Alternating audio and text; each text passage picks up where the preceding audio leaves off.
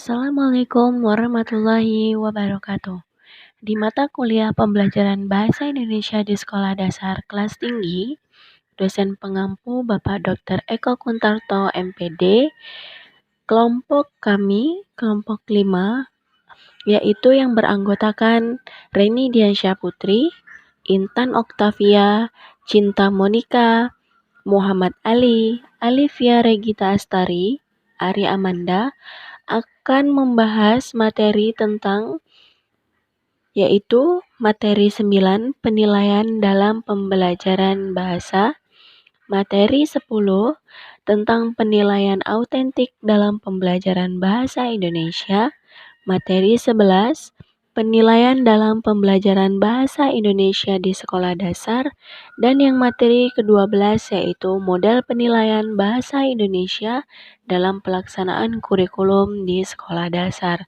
Nah, itulah tadi materi yang akan dipaparkan di PPT kali ini, dan selamat menyaksikan. Baiklah teman-teman, kita masuk materi 9 mengenai perencanaan dan penilaian. Perencanaan penilaian merupakan bagian dari perencanaan pengajaran agar metode penelitian sejalan dengan tujuan pengajaran dan aktivitas pembelajaran. Tujuan pembelajaran harus selaras dengan tujuan sekolah dan harus merefleksikan standar bagi sekolah-sekolah yang sederajat. A. Taksonomi sebagai pengarah. Revisi Taksonomi Bloom tentang tujuan pendidikan oleh Anderson dan Caldwell 2001 memberikan kerangka untuk mengidentifikasikan dan menyiapkan 3 hal berikut ini. Yang A. Tujuan pembelajaran, B. Kegiatan pembelajaran, serta yang ketiga metode penelitian.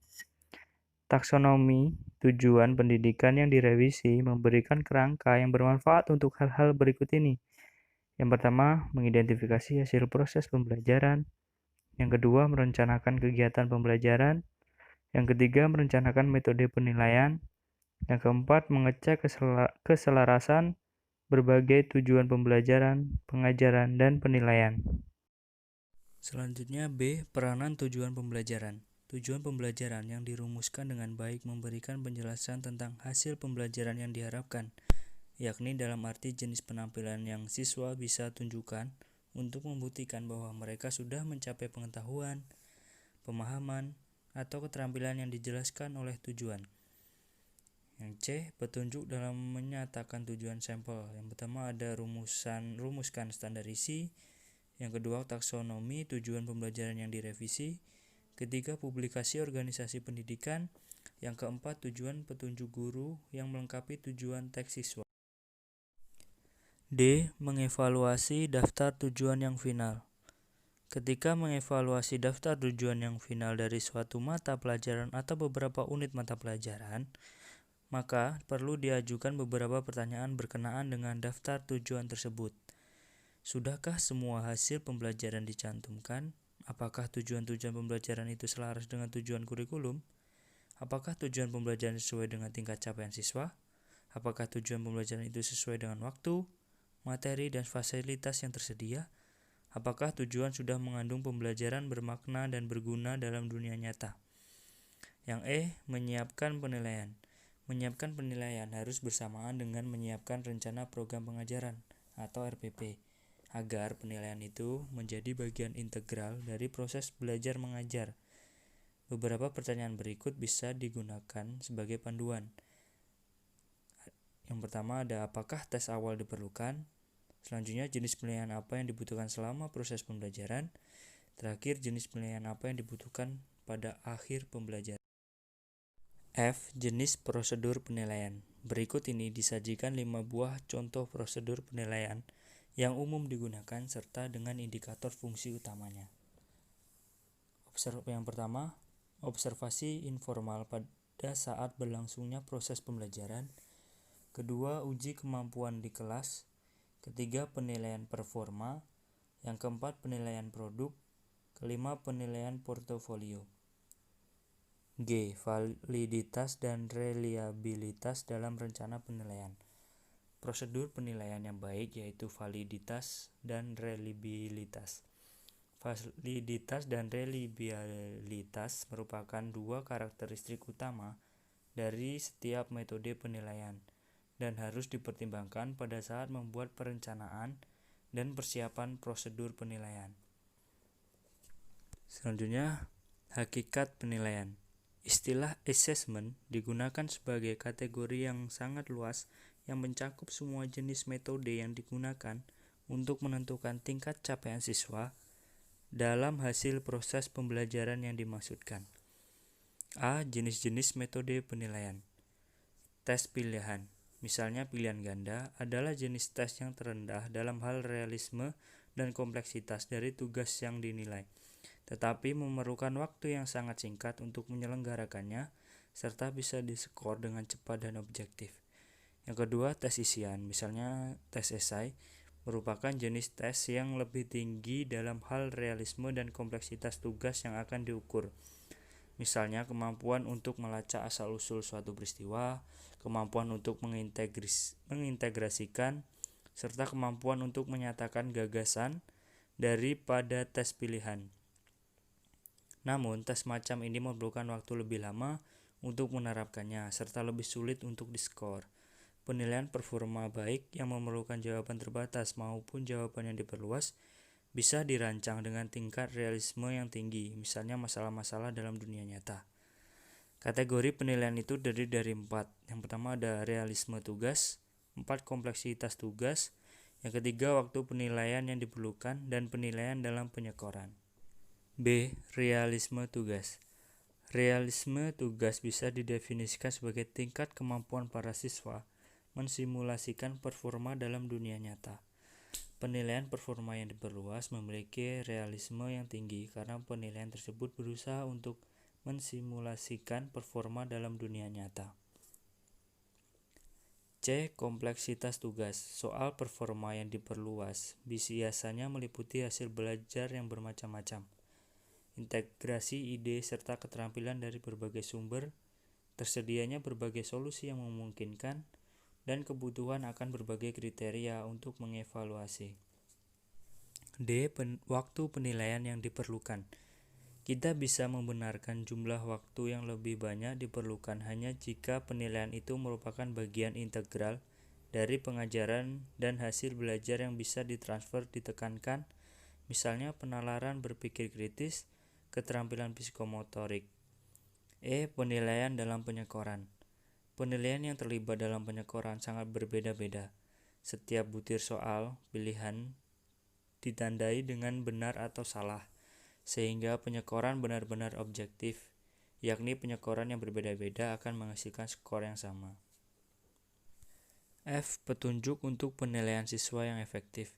Penilaian efektif memerlukan A. Konsep yang jelas tentang hasil belajar yang diharapkan, B. Berbagai prosedur penilaian yang sesuai dengan pembelajaran, C. Sampel tugas yang cukup, D. Prosedur yang adil untuk setiap orang, E. Kriteria untuk menilai keberhasilan, F. Umpan balik yang tepat waktu dan rinci terhadap siswa, dan yang terakhir sistem pengambilan nilai akhir dan sistem pelaporan yang sesuai dengan program penilaian.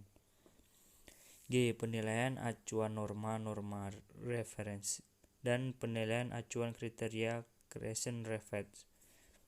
Hasil penilaian bisa diinterpretasikan dengan cara membandingkan performa siswa dengan performa siswa lainnya atau normative reference, atau dengan menjelaskan performa siswa tentang seperangkat tugas yang didefinisikan dengan jelas, criterion reference.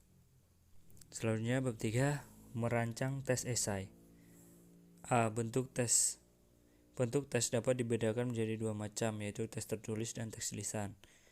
Tes tertulis adalah sekumpulan item pertanyaan atau pernyataan yang dirancang baik oleh guru maupun evaluator secara sistematis guna memperoleh informasi tentang siswa. Tes tertulis pada dasarnya tidak bisa digunakan secara efektif untuk mengevaluasi keterampilan psikomotor siswa. Akan tetapi, tes tertulis dapat digunakan untuk mengevaluasi prinsip-prinsip yang menyertai keterampilan termasuk keterampilan kognitif, afektif, dan psikomotorik. Yang kedua, tes lisan. merupakan sekumpulan butir pertanyaan atau pernyataan yang disusun secara terencana diberikan oleh seorang guru kepada para siswanya tanpa melalui media tulis. Tes tertulis dibagi menjadi dua. Yang pertama, tes esai secara ontologi dapat didefinisikan sebagai salah satu bentuk tes tertulis yang susunannya terdiri atas butir-butir pertanyaan yang masing-masing mengandung permasalahan dan memerlukan jawaban siswa melalui uraian-uraian kata yang merefleksikan kemampuan berpikir mereka. Tes esai dapat juga disebut sebagai tes yang digunakan pertanyaan terbuka, di mana dalam tes tersebut siswa diminta menjawab sesuai dengan pengetahuan yang mereka miliki. Yang kedua, tes performa. Ketampilan yang bisa dilihat misalnya berbicara atau produk misalnya menulis, biasanya menggunakan checklist skala penilaian atau rubrik penilaian atau dalam petunjuk penilaian. A. Cara mengonstruksi tes esai. Yang pertama, merancang teks esai. Kedua, menginterpretasikan data. Yang ketiga, kelebihan dan kelemahan esai. Yang keempat, men-skor tes esai. 5. Mengatasi kelemahan tes esai. Merancang teks esai. Berikut adalah paparan tentang kiat dalam menyusun tes esai yang dimaksud. Yang pertama, pertanyaan esai hendaknya difokuskan pada materi pembelajaran yang tidak dapat diungkapkan dengan bentuk tes lain. Yang kedua, butir pertanyaan hendaknya diformulasikan sedemikian rupa sehingga bisa mengungkap perilaku spesifik yang diperoleh dari pengalaman hasil belajar. Yang ketiga, butir-butir pertanyaan tes esai sebaiknya jelas dan tidak menimbulkan kebingungan sehingga para siswa dapat menjawab dengan tidak ragu-ragu. Yang keempat, cantumkan dengan jelas petunjuk waktu pengerjaan untuk setiap pertanyaan agar para siswa dapat memperhitungkan kecepatan berpikir, menulis, dan menuangkan ide sesuai dengan waktu tersebut. Yang terakhir, pada saat merancang sejumlah pertanyaan esai, guru hendaknya menghindari penggunaan pertanyaan pilihan. Bab 4. Alat ukur non-tes. Yang pertama ada alat ukur evaluasi dini, terdiri dari model scoring, model ranking. Kedua, alat ukur rating, daftar cek, skala rating atau SR, kartu skor atau KKS. Yang terakhir ada bentuk-bentuk laporan yang terdiri dari laporan proyek, laporan kegiatan dan buku harian atau log, evaluasi menggunakan wawancara, evaluasi dengan kuesioner, yang terakhir evaluasi dengan portofolio. Bab 5. Penilaian alternatif. Pertama ada landasan rasional. Ada beberapa landasan pemikiran yang dijadikan pertimbangan mengapa penilaian alternatif dikembangkan. Antara lain terdapat 5 landasan sebagai berikut. Kelemahan testing, akurat, teliti, dan tepat, akutabelitas, autentik, menyediakan informasi komprehensif bagi guru, menyediakan kesempatan untuk menilai proses dan produk. Yang kedua, karakteristik asesmen alternatif. Yang pertama, terdapat saling keterkaitan antara penilaian dan pembelajaran. Peserta didik dipandang sebagai klien utama. Ketiga, penilaian alternatif dilakukan secara berkelanjutan. Yang keempat, memuat tugas-tugas bermakna. Yang terakhir, kriteria penilaian didistribusikan terlebih dahulu. 3. Pro dan kontra terhadap penilaian alternatif. Dasar pemikiran bagi yang pro, holistik, berpusat pada peserta didik. Ketiga, menekankan proses. Terakhir, menuntut keterampilan pemecahan masalah. Argumentasi bagi yang kontra, banyak waktu yang digunakan, tidak semua orang suka kelompok, subjektif, biayanya lebih besar. Yang keempat, teknik-teknik yang digunakan dalam penilaian alternatif. Yang pertama ada portofolio, rubrik atau student written rubrics, jurnal siswa, buku catatan harian tentang peserta didik atau student logs. 5. Penilaian dari self-assessment. Selanjutnya peta pikiran, mind concept, dan peta konsep. Selanjutnya diskusi kelompok terfokus atau focus group discussion. 8. Kerja kelompok. Selanjutnya diskusi kelompok kecil, small group discussion. Selanjutnya tugas-tugas unjuk kerja. Bab 6. Penilaian autentik atau authentic assessment. Pertama, pengertian penilaian autentik. Menurut Muller tahun 2008, assessment authentic a form of assessment is which students are asked to perform real-world tasks that demonstrate meaningful application of essential knowledge and skill. Adapun Lin dan Ground pada tahun 1905 menyatakan, authentic assessment is any type of alternative assessment done in reliable setting, yang berarti bahwa penilaian autentik itu adalah sejenis penilaian alternatif yang dikerjakan di dalam setting dunia nyata. Yang kedua, ciri-ciri penilaian autentik. Yang pertama ada real life and ongoing. Kriteria yang akan digunakan dimengerti sejak awal, valid dan reliable. Peserta didik merancang sendiri tugas-tugasnya. Selanjutnya, mengembangkan dan mengutamakan kemampuan berpikir tingkat tinggi. Selanjutnya, autentik atau dalam situasi nyata. Ketujuh, komprehensif dan terintegritas. Ke-8, menekankan proses dan produk. 9, terakhir, mengutamakan fakta dan bukti langsung. 3, teknik-teknik yang digunakan dalam penilaian autentik. Secara umum, teknik-teknik yang dapat digunakan dalam penilaian autentik adalah observasi, pertanyaan lisan atau pertanyaan terbuka, presentasi kelas, proyek, tugas-tugas, jurnal, kerja kelompok, dan portofolio. Bab 7, penentuan nilai atau grade. Grade diartikan derajat atau angka yang merupakan bagian program instruksional di sekolah dan menggambarkan kinerja siswa dalam periode 1 tahun. Yang pertama ada 1. Makna grade hasil belajar. Grade atau skor diberikan sebagai simbol yang mempresentasikan hasil belajar seorang siswa. Di samping itu, grade juga merupakan simbol yang merefleksikan komunikasi evaluasi sumatif yang diberikan guru sebagai media komunikasi dan laporan kepada orang tua, kepala sekolah, dan para stakeholders yang berkepentingan. 2. Mempertimbangkan perbedaan individual. Tujuan utama penentuan grade bukan saja menunjukkan kemampuan kognitif atau aspek akademik saja, tetapi juga mengungkapkan pengetahuan yang berasal dari aspek keterampilan dan kualitas personal secara proporsional. Semua aspek itu memberikan kontribusi nyata bagi seorang siswa dalam upaya menjadikan sebagai warga masyarakat yang produktif dan berhasil. 3. Macam-macam sistem grade. 1. Grade tunggal, 2. Grade ganda multigrade, terakhir grade kategorik. 4. Menentukan sistem penilaian terakhir. Sejak awal pertemuan dengan para siswa, tentukan makna dari grade atau skor yang direncanakan. Kedua, tentukan penampilan performance yang perlu dimasukkan dalam grade. 3. Beritahukan kepada para siswa tentang bagaimana proses penentuan grade dilakukan agar mereka dapat meningkatkan motivasi belajar dengan tetap memperhatikan proses penentuan grade hasil belajar. 4. Penilaian akhir hasil belajar siswa sebaiknya tetap mempertahankan bahwa penentuan grade diberikan. 5. Menyelenggarakan evaluasi hasil belajar di kelas. Beberapa tahapan pada umumnya sebagai berikut. Persiapan. 2. Penyusunan instrumen evaluasi. 3. Pelaksanaan evaluasi. 4. Pengolahan hasil penilaian. Dan terakhir pemberitahuan hasil akhir nilai atau grade.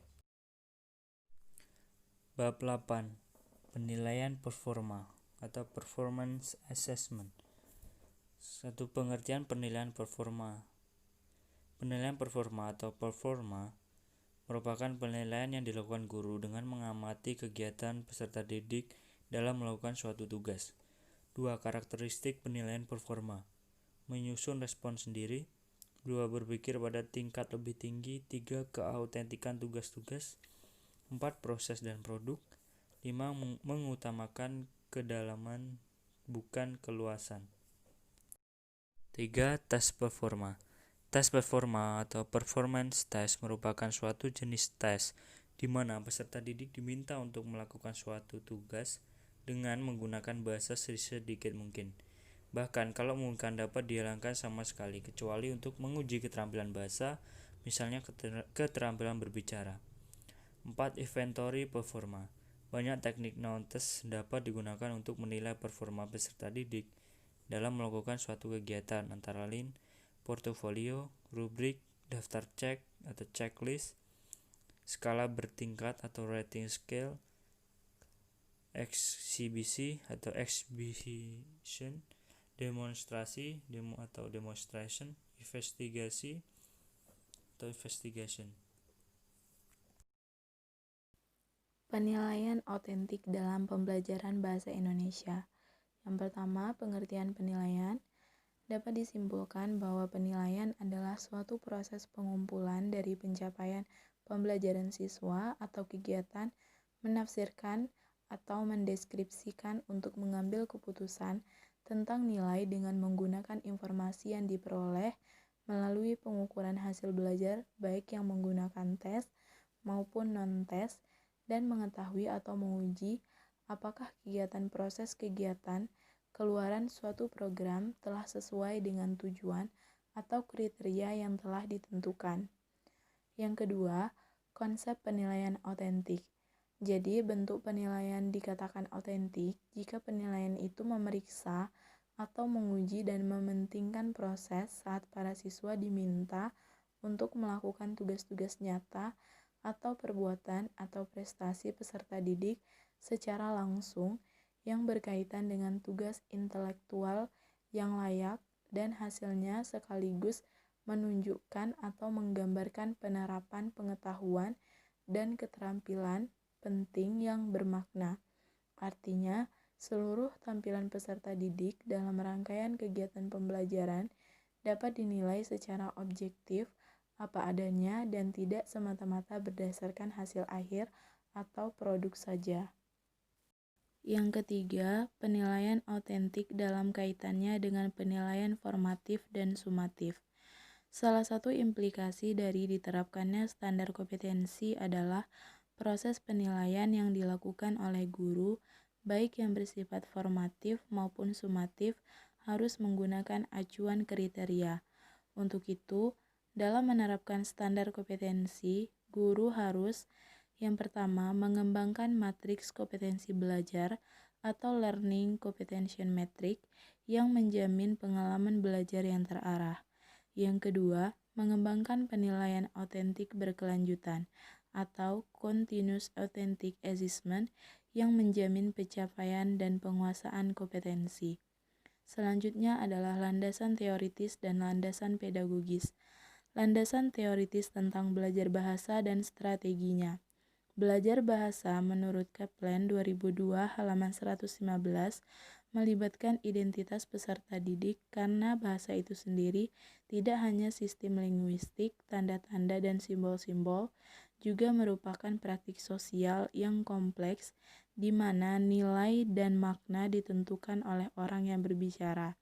Selanjutnya, Brand dan Kandin 1980 halaman 90 menyatakan bahwa belajar bahasa adalah belajar bagaimana untuk berkomunikasi sebagai anggota dari kelompok sosial budaya tertentu.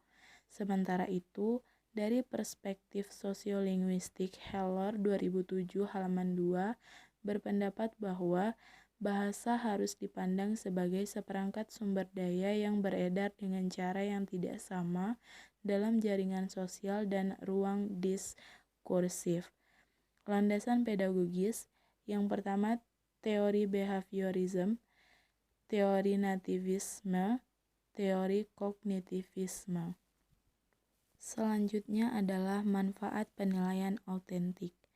Adapun manfaatnya yang pertama adalah memungkinkan dilakukannya pengukuran secara langsung terhadap kinerja peserta didik sebagai indikator capaian kompetensi yang dibelajarkan. Yang kedua, memberikan kesempatan peserta didik untuk mengkonstruksikan hasil belajarnya. Peserta didik diminta untuk mengkonstruksikan hal yang telah diperoleh ketika mereka dihadapkan pada situasi konkret. Yang ketiga, memungkinkan terintegrasikannya kegiatan pengajaran belajar dan penilaian menjadi satu paket kegiatan yang terpadu Sehingga saat peserta didik dihadapkan pada satu topik, peserta didik juga diminta untuk berunjuk kerja mempraktikkannya dalam sebuah situasi konkret yang sengaja diciptakan. Dan yang terakhir, memberikan kesempatan peserta didik untuk menampilkan hasil belajarnya. Selanjutnya adalah kompetensi yang lebih tepat dinilai dengan penilaian autentik. Penilaian autentik menekankan kemampuan peserta didik untuk mendemonstrasikan pengetahuan yang dimiliki secara nyata dan bermakna. Kegiatan penilaian tidak sekedar menanyakan atau menyadap pengetahuan yang telah diketahui peserta didik, melainkan kinerja nyata dari pengetahuan yang telah dikuasai tersebut. Selanjutnya adalah perbedaan utama antara penilaian autentik dengan penilaian konvensional atau tes.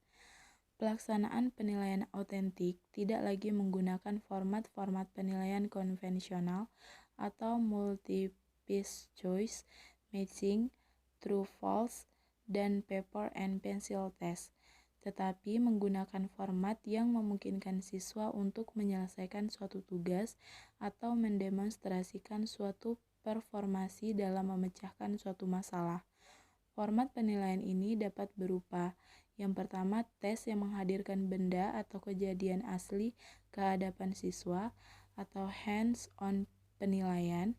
Yang kedua, tugas keterampilan, tugas investigasi sederhana, dan tugas investigasi terintegrasi. Dan yang ketiga adalah format rekaman kegiatan belajar siswa, misalnya portofolio, interview, daftar cek, presentasi oral, dan debat. Selanjutnya adalah teknik yang digunakan dalam penilaian autentik. Berbagai macam tugas dan kegiatan yang dapat dikelompokkan dalam penilaian autentik. Menurut Nurgiantoro 2013, halaman 315 sampai 318, teknik yang dapat digunakan untuk melakukan penilaian autentik yaitu: yang pertama, penilaian kinerja atau performance assessment. Yang kedua, wawancara lisan atau oral interview. Yang ketiga adalah pertanyaan terbuka atau continuous response items. Yang keempat adalah menceritakan kembali teks atau cerita, story or text retelling. Yang kelima adalah portofolio. Dan yang terakhir adalah proyek atau project. Selanjutnya adalah piranti yang digunakan dalam penilaian autentik. Dalam diskusi antar teman yang dilakukan penulis, hasil pelaksanaan kegiatan pendampingan terhadap sekolah penyelenggaraan kurikulum 2013 menunjukkan bahwa sekolah masih sedang mencari bentuk pelaksanaan penilaian autentik yang sesuai dengan target SKL yang sekolah harapkan. Guru-guru pada beberapa SMA yang terpantau belum terbekali dengan instrumen yang dapat menilai input, proses, dan output pembelajaran secara komprehensif. Instrumen atau piranti penilaian komprehensif mencangkup kompetensi sikap, pengetahuan, dan keterampilan. Selanjutnya adalah rubrik penilaian. Penilaian autentik menggunakan pendekatan penilaian acuan, kriteria atau criterion reference measure untuk menentukan nilai capaian subjek didik. Dengan demikian, nilai seseorang membelajar ditentukan seberapa tinggi kinerja ditampilkannya secara nyata yang menunjukkan tingkat capaian kompetensi yang dibelajarkan. Untuk menentukan tinggi rendahnya skor kinerja yang dimaksud, haruslah dipergunakan alat skala untuk memberikan skor-skor tiap kriteria yang telah ditentukan. Alat yang dimaksud disebut rubrik. Rubrik dapat dipahami sebagai sebuah skala penyokoran atau scoring scale yang dipergunakan untuk menilai kinerja subjek didik untuk tiap kriteria terhadap tugas-tugas tertentu. Menurut Muller 2008. Selanjutnya adalah contoh penilaian autentik dalam salah satu keterampilan berbahasa. Penggunaan portofolio sebagai salah satu model penilaian hasil belajar bahasa dan sastra cocok digunakan dalam penilaian autentik. Karena dengan cara ini, siswa dipaksa atau terpaksa harus membuat karya tulis. Penilaian model portofolio juga menjamin memberikan data autentik tentang capaian kemampuan berbahasa. Penilaian portofolio merupakan salah satu bentuk penilaian berbasis kelas yang merupakan penilaian yang dilakukan dalam proses pembelajaran. Penilaian berbasis kelas merupakan proses pengumpulan dan penggunaan informasi dan hasil belajar peserta didik yang dilakukan guru dengan menetapkan tingkat pencapaian dan penguasaan berkaitan dengan kompetensi yang ditetapkan dalam kurikulum. Menurut Supranata dan Hatta 2004 halaman 5. Di materi 11, kita akan membahas tentang penilaian dalam pembelajaran bahasa Indonesia di sekolah dasar. Penilaian berbasis kelas merupakan suatu kegiatan pengumpulan informasi tentang proses dan hasil belajar siswa yang dilakukan oleh guru yang bersangkutan sehingga penilaian tersebut akan mengukur apa yang hendak diukur dari siswa. Salah satu prinsip penilaian berbasis kelas yaitu penilaian dilakukan oleh guru dan siswa. Kemudian ada evaluasi.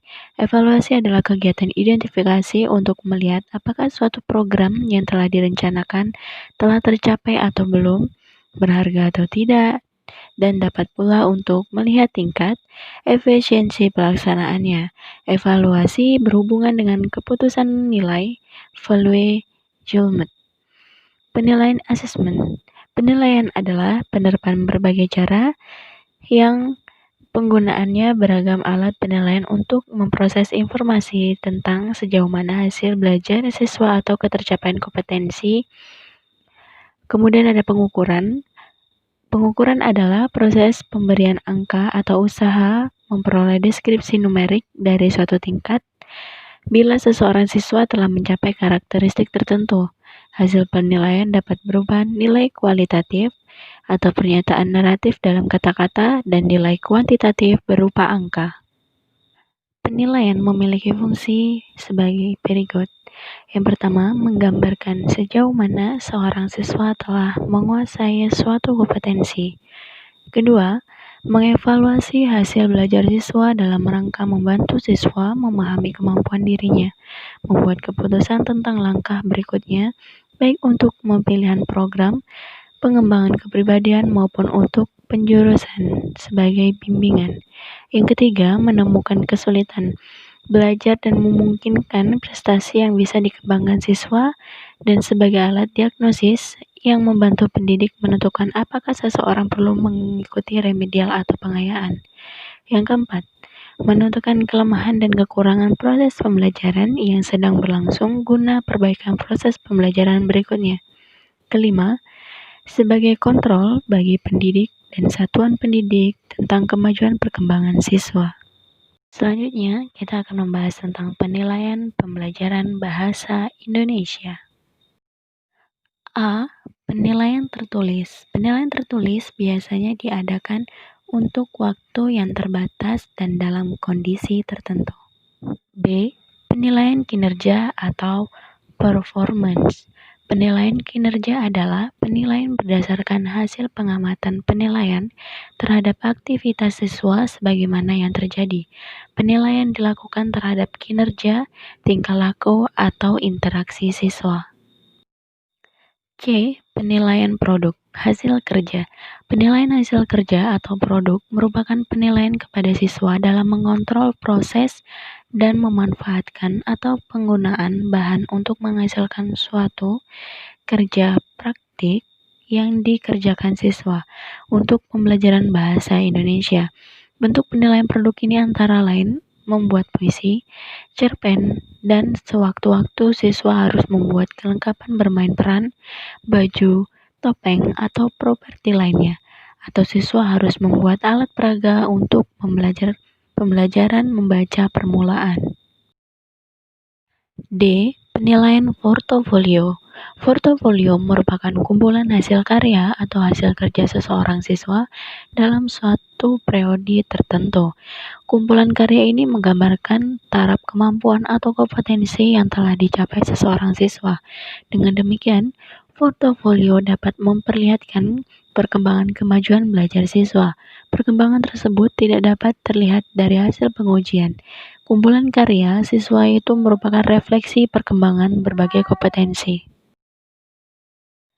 Tujuan evaluasi pengajaran bahasa dan sastra Indonesia menurut Kosadi dan kawan-kawan 1994 ialah sebagai berikut. A. Memperoleh data tentang tingkat kecepatan dan ketepatan siswa menyerap informasi yang disampaikan. B.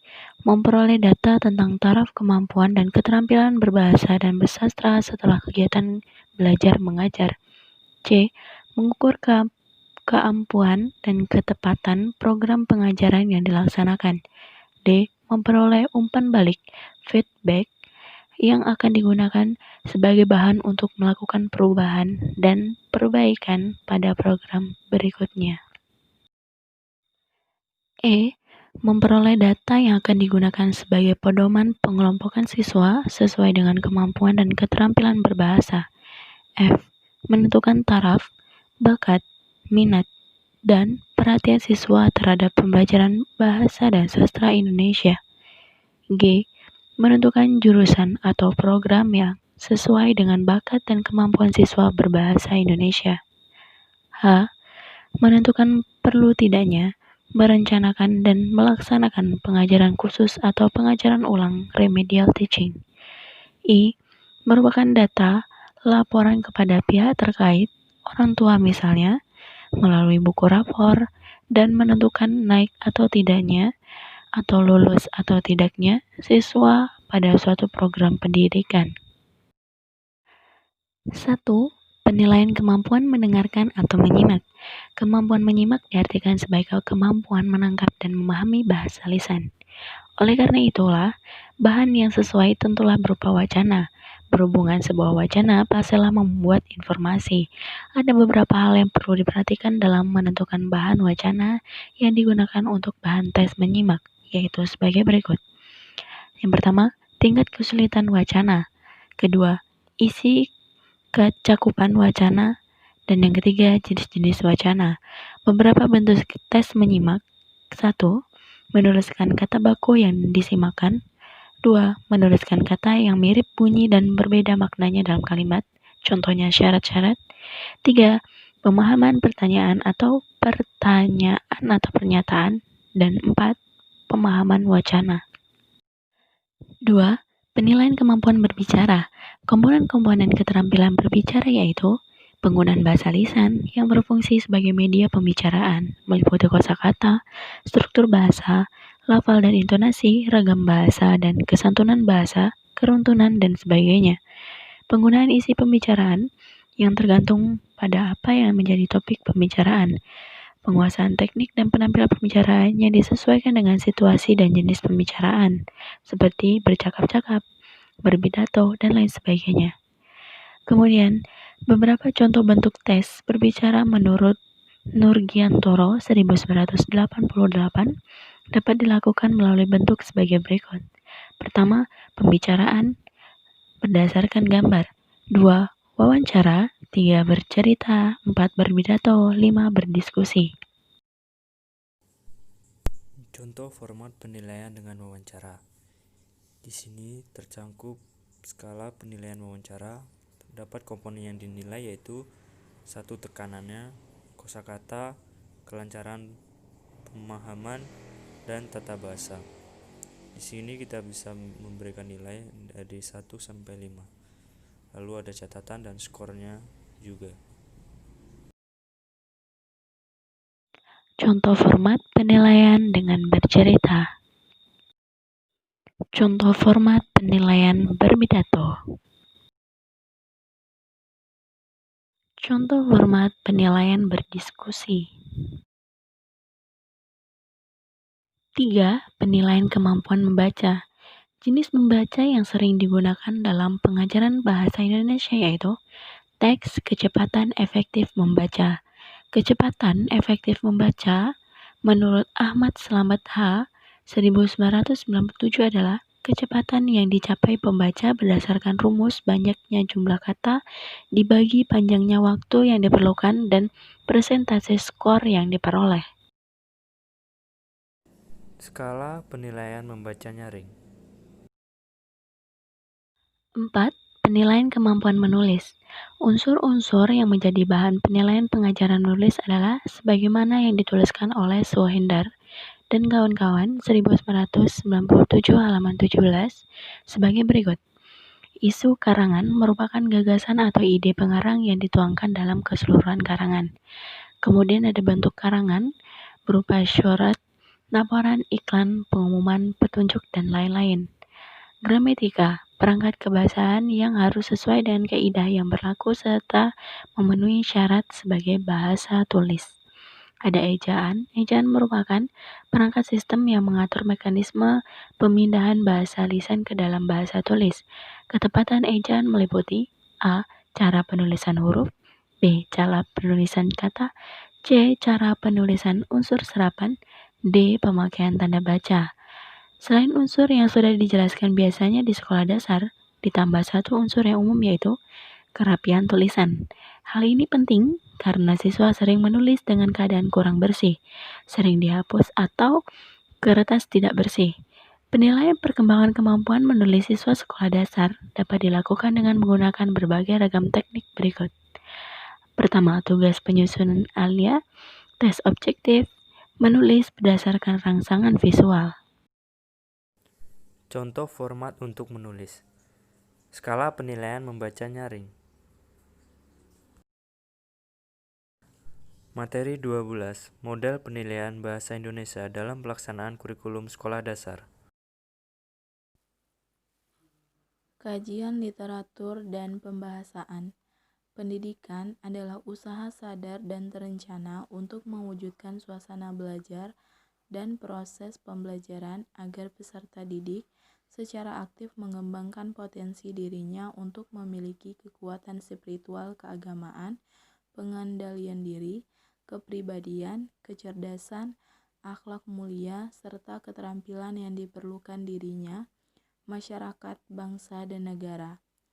Dengan kata lain, pemerintah mengharapkan setiap peserta didik memiliki kompetensi atau keterampilan yang harus dikuasai oleh setiap peserta didik, sehingga menggambarkan secara objektif kualitas performance para tamatan satuan pendidikan. Selanjutnya, kompetensi dalam standar isi. Yang dimaksud dengan kompetensi adalah perpaduan antara pengetahuan, keterampilan, dan sikap. Competence encompasses a combination of knowledge, skill, and behavior utilized to improve performance. Kompetensi-kompetensi minimal yang ada dalam SI atau Permendiknas nomor 22 tahun 2006 yang harus dicapai peserta didik dalam lingkup pendidikan dasar dan menengah dipetakan oleh pemerintah dan dikategorikan berdasarkan satuan pendidikan, kelas, semester, mata pelajaran, SK dan KD. Berikut adalah contoh gambaran SK dan KD minimal dimaksud untuk mata pelajaran Bahasa Indonesia kelas 4 semester 1. Jabaran standar isi. Dalam upaya mengembangkan SK, KD, dan SI dalam pembelajaran di kelas, sebaiknya menjabarkan secara sistematik. Pertama, guru, kepala sekolah, dan komite sekolah secara bersama menyusun kurikulum sekolah berdasarkan SI yang sesuai dengan kepentingan daerah dan lingkungan sekolah.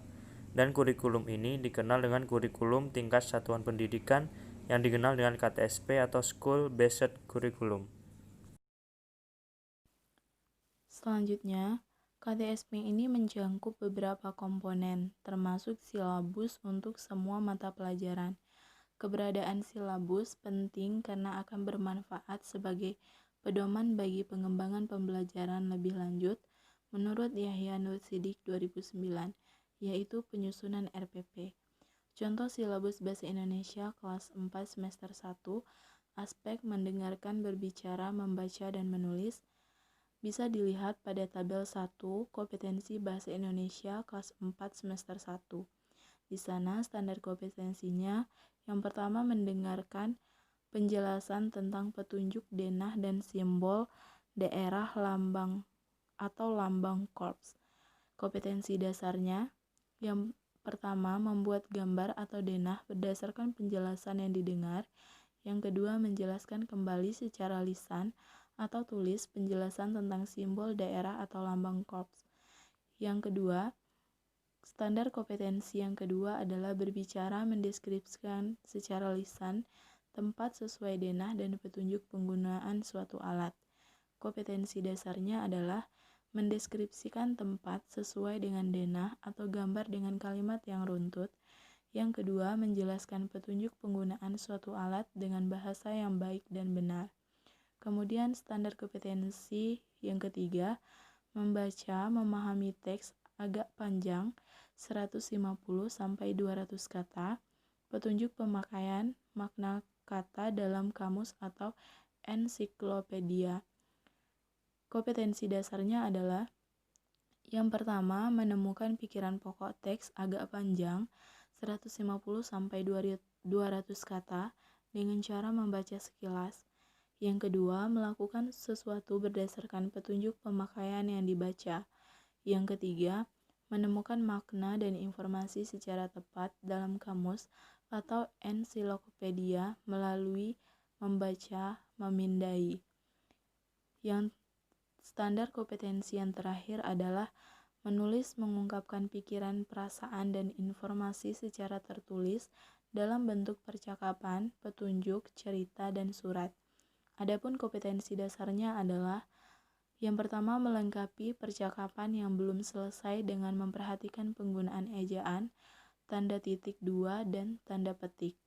Yang kedua, menulis petunjuk untuk melakukan sesuatu atau penjelasan tentang cara membuat sesuatu. Yang ketiga, melengkapi bagian cerita yang hilang atau rumpang dengan menggunakan kata atau kalimat yang tepat sehingga menjadi cerita yang padu. Yang keempat, atau yang terakhir adalah menulis surat untuk teman sebaya tentang pengalaman atau cita-cita dengan bahasa yang baik dan benar dan memperhatikan penggunaan ejaan atau huruf besar, tanda titik, tanda koma, dan lain-lain. Selanjutnya adalah standar kompetensi. Yang pertama, mendengarkan penjelasan tentang petunjuk denah dan simbol daerah atau lambang. Yang kedua, berbicara, mendeskripsikan secara lisan tempat sesuai denah dan petunjuk penggunaan suatu alat. Yang ketiga, membaca, yaitu memahami teks agak panjang 150-200 kata, petunjuk pemakaian makna kata dalam kamus atau ensiklopedia.